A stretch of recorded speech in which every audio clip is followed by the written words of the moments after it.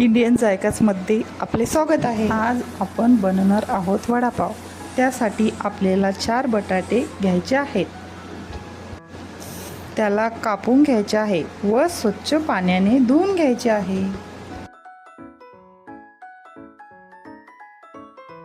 कुकरमध्ये बटाटे पुरेसे पाणी आणि 1 चमचा मीठ घालून शिजवून घ्यायचे आहे।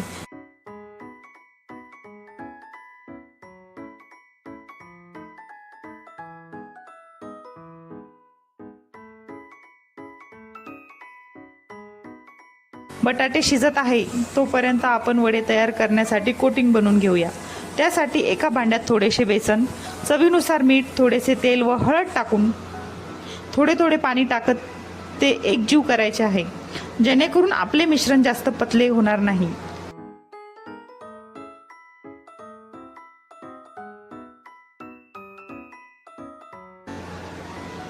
इथे आपल्या वड्याची कोटिंग तयार झाली आहे, पण आपले बटाटे अजून शिजले नाहीत। त्यामुळे आपण वडापाव सोबत लागणारी खास चटणी तयार करून घेऊया। त्यासाठी आपण बनवलेलं बॅटर याचाच वापर करून थोडे भजे तेलातून काढून घेऊया।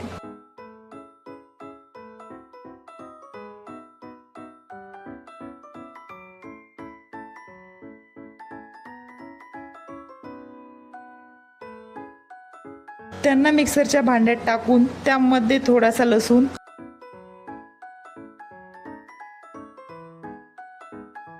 2 चम्मच लाल तिखट, थोडेसे जिरे आणि चवीनुसार मीठ टाकून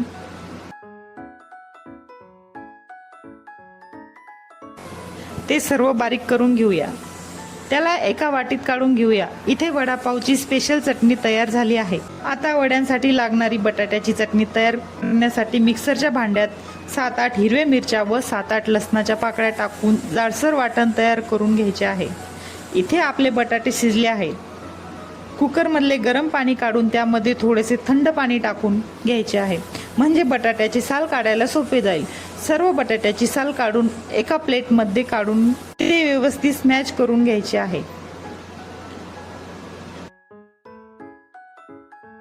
छोट्याशा कढईत थोडेसे तेल टाकून त्यामध्ये 1 चमचा मोहरी व जिरे आणि 1 चम्मच हळद टाकून तयार केलेले मिश्रण त्यामध्ये टाकून छान परतून घ्यायचे आहे।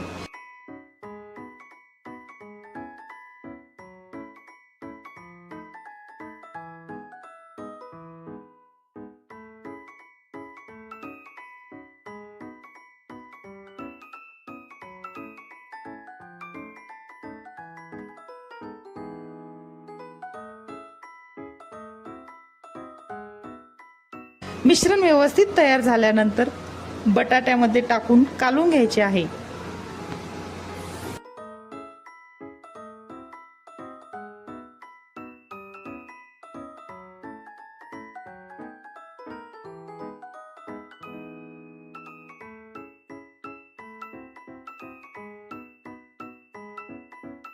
इथेच आपण थोडासा सांबार चवीनुसार मीठ टाकून हाताने छान असे मिक्स करून घेऊया।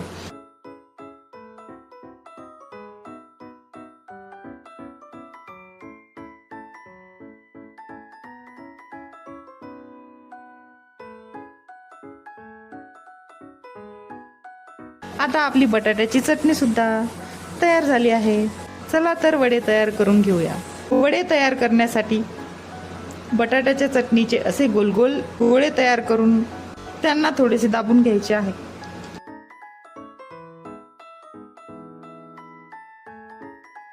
असे सर्व चटणीचे गोळे तयार करून ठेवायचे आहे।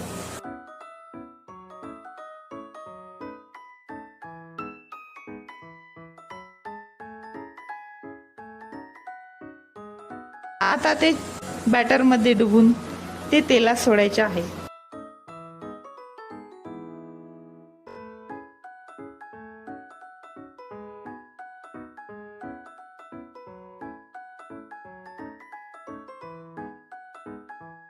कमी आचेवर थोड्या वेळ होऊ द्यायचे आहे। त्यानंतर त्याला एक पलटी मारून द्यायची आहे।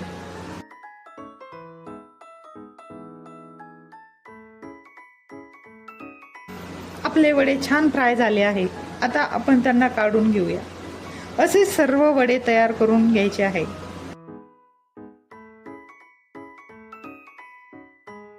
पावसुद्धा आपण तव्यावर शेकून घेतला आहे. आपला वडापाव तयार झालेला आहे. तुम्ही अशाच प्रकारे वडापाव नक्की ट्राय करून बघा व कमेंटमध्ये सांगा कसा झाला आहे. आणखी नवनवीन रेसिपीजसाठी माझ्या चॅनलला सबस्क्राईब करा व लाईक करायला विसरू नका. Bye bye.